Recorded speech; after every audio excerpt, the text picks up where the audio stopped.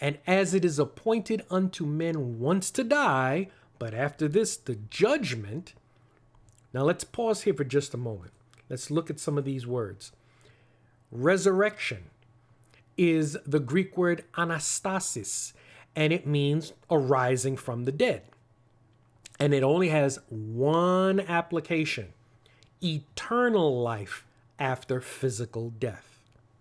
There's only one resurrection of the dead in which the dead will be raised to eternal life. And so far, Jesus is the only one who has experienced resurrection as the first begotten of the dead, which you read about him in Revelation chapter 1, verse 5. So to be clear, we've encountered people who were dead and then brought back to life again. In John chapter 11, we read about Lazarus. We know he died. But Lazarus was not resurrected. Lazarus was restored to physical life, and he eventually died again. Therefore, that wasn't resurrection, because he couldn't die again if he was now raised to eternal life. And there were others in the Bible like him. For example, there was the Shunammite woman, her son, in 2 Kings chapter 4, and there's also Jairus' daughter in Luke chapter 8.